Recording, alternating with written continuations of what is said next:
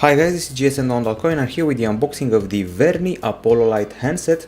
It's an upper mid-range handset with a very affordable price.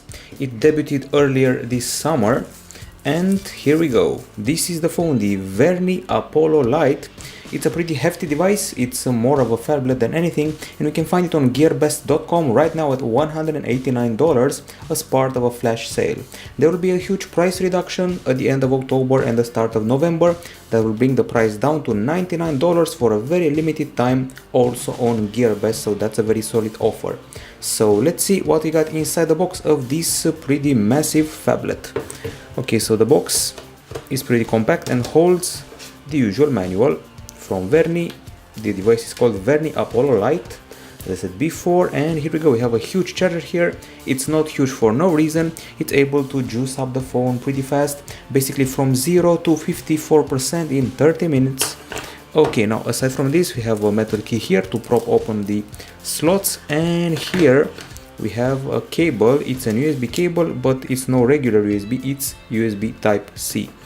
Okay, so that's everything that's inside the box. We put everything back and time to fire up the phone and perform its initial setup. I like this hue very much. It feels like a plum. That's probably the hue of color we're dealing with here. And here we go, firing it up. Somehow the design feels familiar, reminds me a bit of a beefier LG G3 maybe. We're dealing with a 5.5-inch screen up front, Full HD with a sharp panel, and also with a 2.5D glass protection, and protection provided by Gorilla Glass 3. The body adopts a metal unibody approach and is very nice to the touch, slightly rounded. And here we go. Apparently you do not need an initial setup. Even after you reset the phone and you go to the factory settings, you will get this standard interface with no setup, so that's fast. Now inside this device you'll be able to find a deca-core CPU, so that means 10 cores. It's a MediaTek Helio X20 clocked at 2.3 GHz. One of the core points of the device is the fact that we're getting 4 GB of RAM here, quite impressive for a price below $200, and that quantity is accompanied by 32 GB of storage and a microSD card slot. At the back you can find a 16 megapixel camera with dual LED dual tone flash. This is actually the same sensor we had on the Xiaomi Redmi Note 3 Pro, so that's also impressive.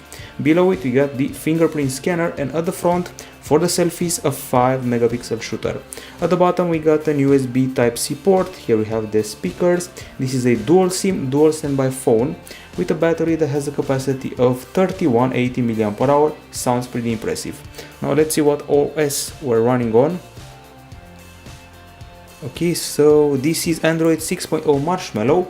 Doesn't seem to be too much customized, and let's have a glance at the camera interface. Okay, so this one is also pretty close to the standard interfaces I've seen on so many phones over the past year. Nothing fancy here, and only the main modes.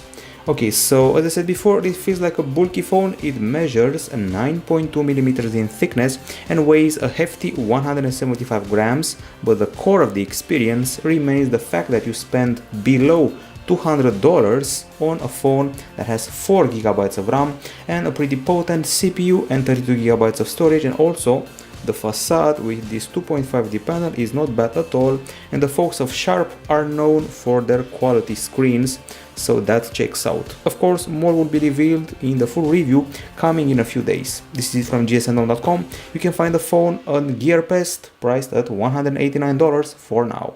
Bye bye.